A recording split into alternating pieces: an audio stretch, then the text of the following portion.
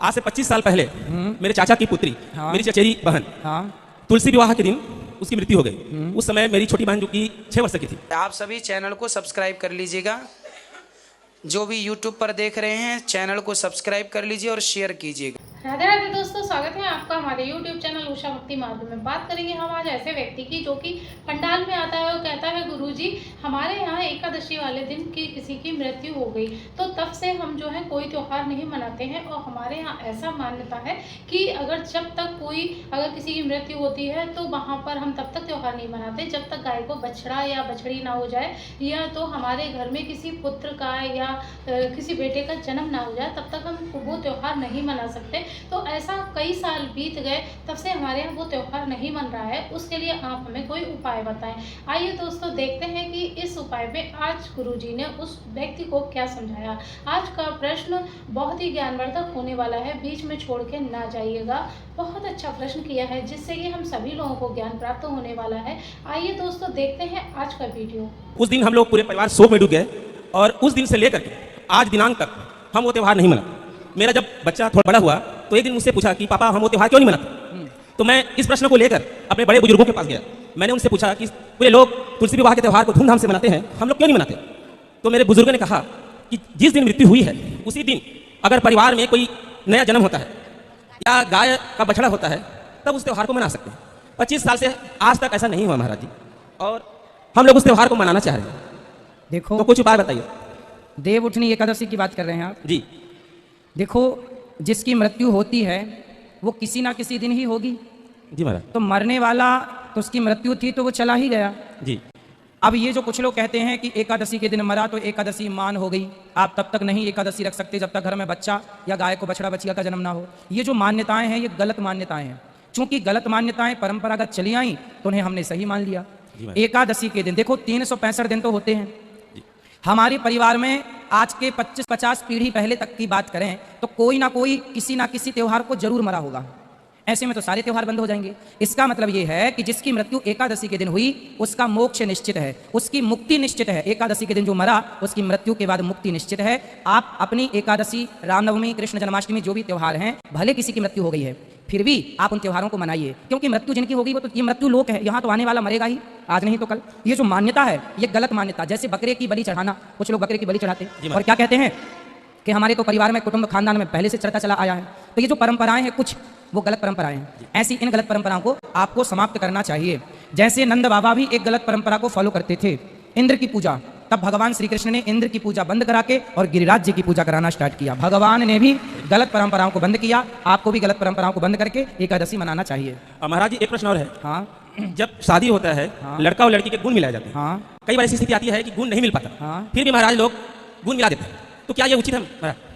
लड़की का नाम बदल देते हैं, सरनेम चेंज करते ना सरनेम नहीं चेंज होता। सरनेम नहीं करते हैं, नाम को चेंज कर देते हैं महाराज। नाम दो होता है, जी। एक नाम होता है जन्म का नाम, कुंडली का नाम, एक होता है चलता नाम, चलतू नाम। जी। स्कूल का नाम अलग, घर का नाम अलग। तो एक नाम से यदि, इसलिए सबके दो नाम होने चाहिए कि एक से शादी ना बैठे तो दूसरे से बैठ जाए। तो ठीक है, कोई दिक्कत नहीं है। यदि दो नाम है आपके और दोनों में किसी एक नाम से शादी बैठ रही है तो कर लो, और दोनों नाम से शादी ना बैठे तो मत करो।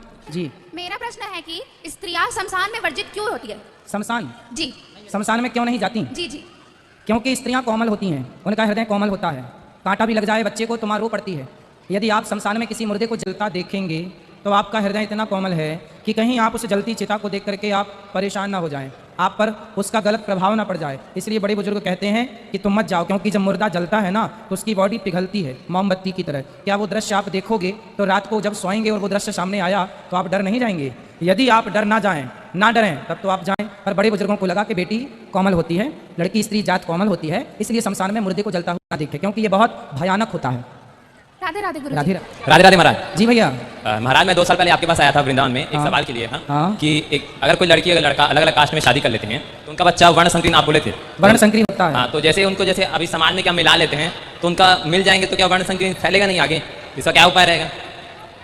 आपकी शादी हो गई नहीं तो आपका विचार है करने का? नहीं महाराज, क्या मेरा भाई वैसा किया है इसलिए मेरा सवाल था, और 2 साल पहले शादी नहीं किया था इसलिए मेरा सवाल था। देखो, व्यवस्थाएं तो जो हैं वो हैं कि ब्राह्मणों का विवाह ब्राह्मणों में ही हो, क्षत्रियों का क्षत्रियों में, वैश्यों का वैश्यों में और शूद्रों का शूद्रों में। एक गुलाब की कलम को आप सफ़ेद गुलाब की कलम को लाल गुलाब में मैच कर दो, मिला दो, तो उसमें जो गुलाब होगा वो तीसरे कलर का होगा, पिंक। एक कलम को दूसरे कलम से जोड़ देने से एक तीसरे कलर का गुलाब होता है, हाँ या ना?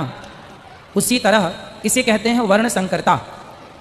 वर्ण संकरता हानिकारक है समाज के लिए, सबके लिए, परिवार के लिए, राष्ट्र के लिए। इसलिए वर्ण संकरता ना हो, इसलिए हमारे बुजुर्गों ने नियम बनाया। देखो, ब्राह्मणों से विवाह कर लें, इसका साइंस समझिए कितना बड़ा गहरा हमारे ऋषि मुनियों का साइंस रहा है। देखो, गाय तो गाय होती है, लेकिन देसी गाय जो होती है ना, और एक होती है जर्सी।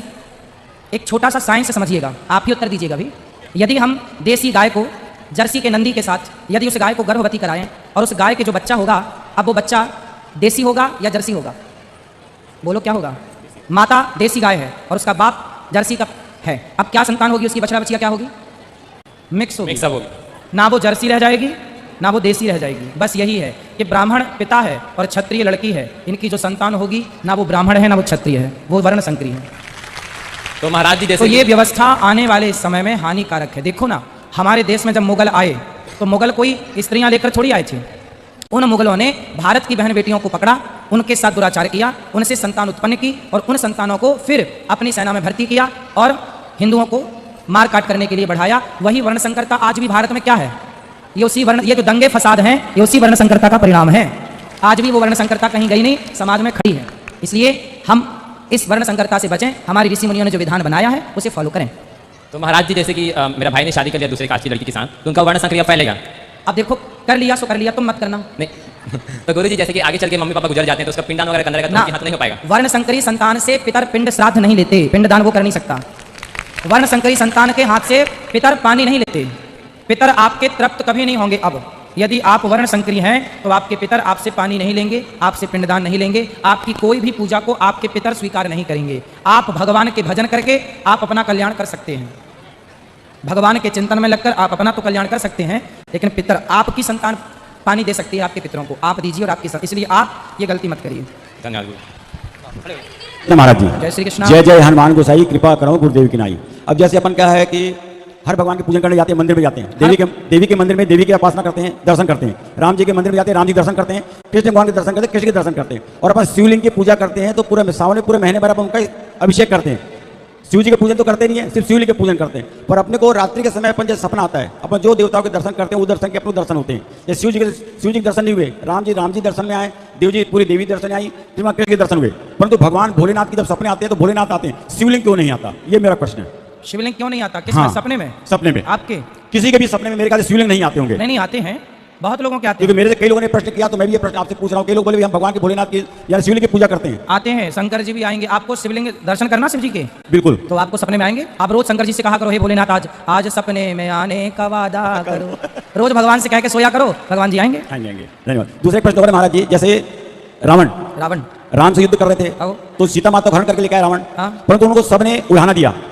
कुंभकर्ण को उड़ाना दिया, मंदोदरी को उड़ाना दिया, क्योंकि नाना थे जाम, क्या नाम उनका? माल्यवंत जी, उन्होंने उड़ाना दिया था, पर उन्होंने किसी को लात नहीं मारी, न गाली दिया, कुछ नहीं दिया, सिर्फ डांट दिए और चुप हो गए। परंतु विभीषण को ही उन्होंने गाली भी दी और लात मार करके भगा दिया, लंका से बाहर कर दिया। ऐसा उन्होंने क्यों किया? क्योंकि रावण को पता था कि आगे लंका का राजा यही बनेगा और लंका संभालेगा, इसलिए लात ना मारते तब तक वो राम की शरण में जाता नहीं। माल्यवंत बुढ़े हो गए थे, विभीषण ही थे, इसलिए लात मार, यदि लात खा के भी कोई भगवान की शरण में जाए तो भगवान लात भी ठीक है। जैसे विभीषण ने लात मारा तो विभीषण को रावण ने लात मारा तो विभीषण को राम मिल गए। कुछ लोग बातों से नहीं मानते, लातों से ही मानते हैं।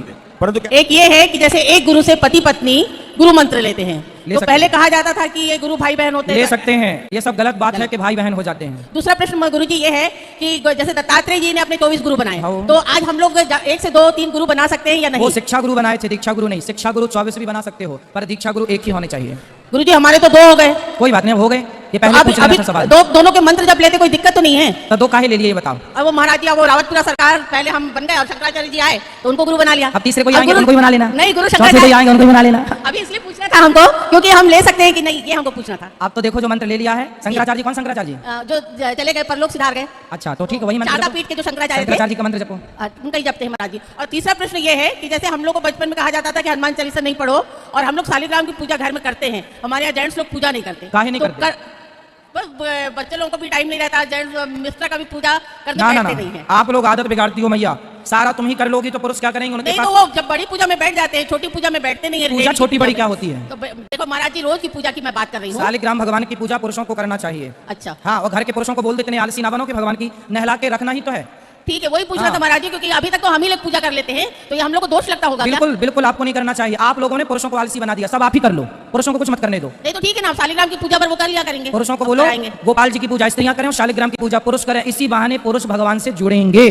ठीक है, धन्यवाद महाराज जी, बहुत राधे राधे। श्रीमन नारायण गुरु जय जी, श्रीमन नारायण। मेरा 3 प्रश्न है। एक तो जब इंसान की मृत्यु होती है तो उसकी 12वीं और 13वीं क्यों की जाती है, उससे पहले क्यों नहीं? और दूसरा प्रश्न है, पहला ही सुन लो पहले। जी 13वीं इसलिए होती है क्योंकि जब व्यक्ति मरता है तो यमराज उसका 13 दिन तक हिसाब नहीं करते।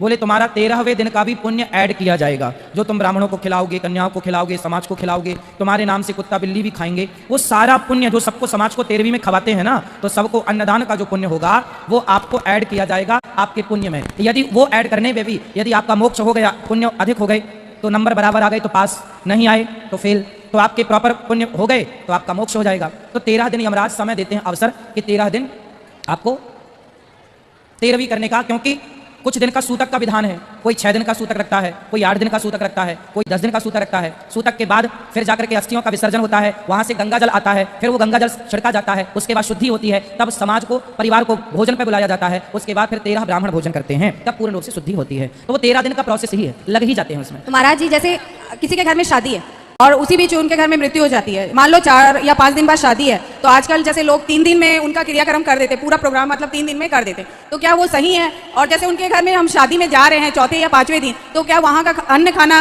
हमारे लिए दोष लगेगा? यदि आपके परिवार में कोई दूर का रिश्तेदार मरा है और आपका सूतक है, तो आपके घर शादी है तो आप जल्दी कर लो। लेकिन आपके घर पर ही कोई अपना यदि मरा है, घर में पिताजी की मृत्यु हो गई, माँ की मृत्यु हो गई, तो फिर माँ और पिता ही गए हैं, दादा गए, दादी गई, तो उनका तो पूरा विधान करना चाहिए। परंतु आपके बगल के गांव में, आपके दूर के रिश्तेदार में कोई मर गया है और आप सूतक मानते हैं, तो आप भले कम दिनों का करके अपना कर लो, पर घर परिवार में है, माँ बाप और दादा दादी का, चाचा चाची का, जेठ का, जेठानी का, उसे पूरा मानना चाहिए। शादी 4 दिन आगे कर लो। नहीं, ऐसे आजकल हो ही रहा है, जैसे 6 महीने होने को तो आजकल क्लबों में लड़का लड़की नाच भी रहे हैं पूरी रात शराब पी के। अच्छा महाराज जी, क्या नहीं हो रहा फिर तो सब हो रहा है। जब मृत्यु होती है तो गरुड़ पुराण क्यों बजते हैं, भागवत रामायण या गीता क्यों नहीं? नहीं, गरुड़ पुराण भी होता है और कराने वाले भागवत जी भी कराते हैं। गरुड़ पुराण के बाद देखो, सामान्य रूप से गरुड़ पुराण तो तभी हो जाता है उसी कार्यकाल में, जब मृत्यु होती है उसके बाद ही गरुड़ पुराण होता है। सूतक के टाइम पर गरुड़ पुराण होगा और जब शुद्धि हो जाएगी उसके बाद फिर श्रीमद् भागवत जी होंगी।